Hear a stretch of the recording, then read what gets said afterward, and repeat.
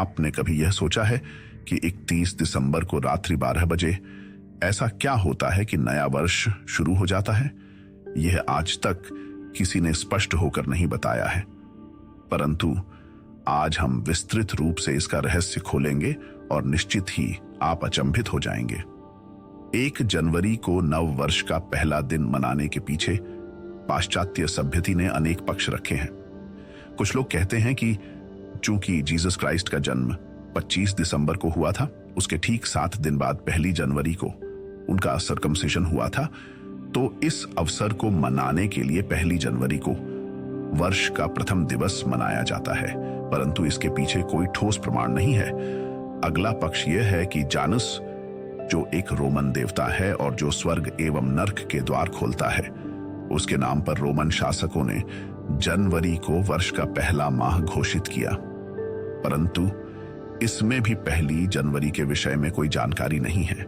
किसी भी दिन को वर्ष का पहला दिन घोषित करने हेतु या तो उस दिन ग्रह नक्षत्रों का कोई नया योग हो, या तो उस दिन कोई इतिहास की कोई घटना या दैवीय चमत्कार हुआ हो, या तो उस दिन मौसम में अचानक से कोई परिवर्तन आता हो।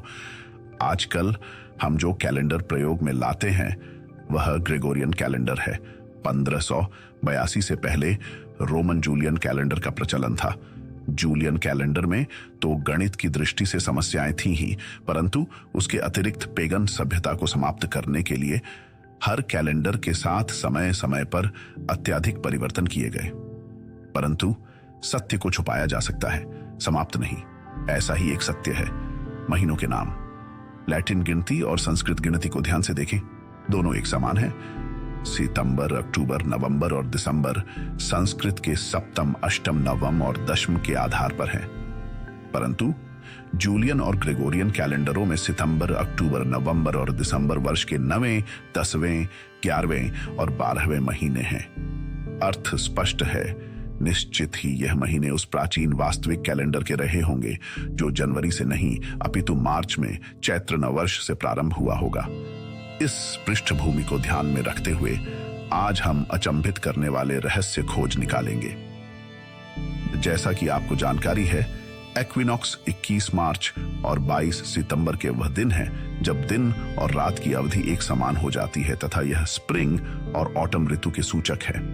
सभी प्राचीन सभ्यताओं में इक्विनॉक्स के पश्चात के शुक्ल पक्ष की पहली चंद्रमा को नव वर्ष मनाया जाता था, क्योंकि उस दिन वैदिक ऋतु परिवर्तन होता है, शिशिर ऋतु से वसंत ऋतु और वर्षा ऋतु से शरद ऋतु। भारतवर्ष में 3 प्रकार के नववर्षों की अधिकतर प्रथा रही है। प्रथम नववर्ष चैत्र महीने में चैत्र शुक्ल पक्ष प्रतिपदा अर्थात मार्च के इक्विनॉक्स के बाद के शुक्ल पक्ष का पहला दिन, जब वसंत ऋतु में प्रकृति में नवजीवन का संचार हो जाता है। द्वितीय नववर्ष अश्विन माह में अश्विन शुक्ल पक्ष प्रतिपदा अर्थात सितंबर के इक्विनॉक्स के बाद के शुक्ल पक्ष का पहला दिन, जब शरद ऋतु में कृषि और उत्सव का प्रारंभ होता है। यह नववर्ष बहुत लोगों को अब याद नहीं होगा, परंतु याद करें, जन्मदिन की बधाई देते समय अथर्ववेद का यह मंत्र बोला जाता है, जीवेत शरदः शतम, अर्थात आप 100 शरद वर्ष जीवित रहें। अतः प्राचीन समय में शरद ऋतु से भी नया वर्ष आरंभ होता था। तृतीय नववर्ष सूर्य की मेष राशि में प्रस्थान, जब 13-14 अप्रैल को सूर्य पहली राशि मेष में प्रवेश करता है, उस समय सौर वर्ष का प्रारंभ होता है और इसे मेष संक्रांति भी कहते हैं। सौर संप्रदाय के लिए यह अत्यंत महत्वपूर्ण दिवस है और याद करें कि यूरोप के पेगन भी अधिकतर सौर संप्रदाय के थे। Christianity.com स्वयं ही बता रहा है कि वह हिंदुओं की तरह विभिन्न देवी देवताओं, प्रकृति पुरुष में विश्वास करते थे। 1582 तक अधिकतर पेगन लोग शुक्ल प्रतिपदा को चैत्र नववर्ष और मेष संक्रांति को सौर नववर्ष के रूप में मनाते थे। आपको जानकर आश्चर्य होगा कि 1582 में जूलियन कैलेंडर के अनुसार 25 मार्च को चैत्र शुक्ल प्रतिपदा थी, अर्थात चैत्र नववर्ष। 1582 में जब पोप ग्रेगोरी ने जूलियन कैलेंडर की जगह ग्रेगोरियन कैलेंडर की नींव रखी, तो आज्ञा दी गई कि अब से नया वर्ष 1 जनवरी को मनाया जाएगा। परंतु चर्च की आज्ञा के विपरीत यूरोप में लोग 18वीं शताब्दी तक भी 25 मार्च को नववर्ष मनाते रहे, जैसा कि हिंदू मनाते हैं। इससे भी आश्चर्यचकित करने वाली बात है कि आज के ग्रेगोरियन कैलेंडर का 13 या 14 अप्रैल वास्तविक में जूलियन कैलेंडर का 1 अप्रैल है। अतः इसीलिए 1 अप्रैल को सौर नव वर्ष मनाने वाले लोगों को रोकने के लिए उन पर विभिन्न अत्याचार तो किए ही गए तथा मानसिक रूप से अपमानित करने के लिए अप्रैल फूल का प्रचलन बढ़ाया गया। व्यंग कसकर यह बताया गया कि वह मूर्ख है जो 1 जनवरी के स्थान पर 1 अप्रैल को सौर नव वर्ष मना रहे हैं। इसलिए अगली बार अप्रैल फूल मनाने से पहले एक बार अवश्य सोचिएगा। अब हम अंतिम गुत्थी सुलझाते हैं कि 1 जनवरी को ही क्यों नववर्ष रखा गया, किसी और तिथि को क्यों नहीं। जैसा कि पिछली वीडियो में बताया जा चुका है कि 4वीं शताब्दी में रोमन शासक कॉन्स्टेंटीन ने क्रिश्चियनिटी को स्टेट रिलीजन घोषित किया था।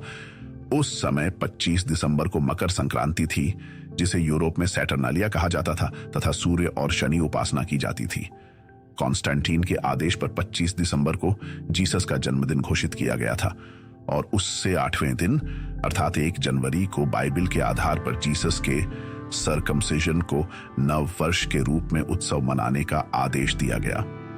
परंतु अधिकतर लोग मार्च और अप्रैल में ही चैत्र नवरात्रि और मेष संक्रांति को नव वर्ष के रूप में मनाते गए। रोमन शासक कॉन्स्टेंटीन के आदेश के पश्चात अब 1564 में फ्रांस के राजा चार्ल्स ने एडिक्ट ऑफ रूसिलॉन से फ्रांस में सब प्रकार के नववर्ष समाप्त करके 1 जनवरी को नववर्ष का पहला दिन घोषित कर दिया, क्योंकि लोग अभी भी पुराने रीतियों से नववर्ष मना रहे थे। इस आदेश से उत्साहित होकर तथा अप्रैल माह के सौर नववर्ष और 25 मार्च के चैत्र नववर्ष को समाप्त करने के लिए पोप ग्रेगोरी ने जानूस माह के पहले दिन अर्थात 1 जनवरी को रोमन साम्राज्यों में नववर्ष घोषित कर दिया।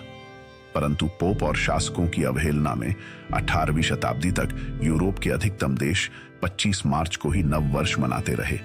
इससे निपटने के लिए 1750 में इंग्लैंड के संसद में अधिनियम लाया गया, जिससे इंग्लैंड और उसके अधीन देशों में नववर्ष 25 मार्च से बदलकर 1 जनवरी को मनाने का आदेश पारित हुआ।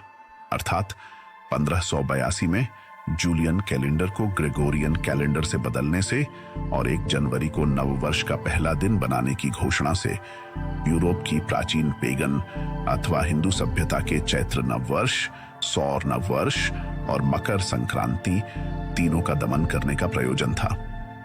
आज के समय 31 दिसंबर को रात्रि 12 बजे ऐसा कुछ भी नहीं होता है कि निशाचर की तरह रात्रि को जागकर आप 1 जनवरी को नव वर्ष का आगमन मनाएं। हिंदू नव वर्ष प्रामाणिक और वैज्ञानिक तथ्यों पर आधारित है। अब निर्णय आपका है।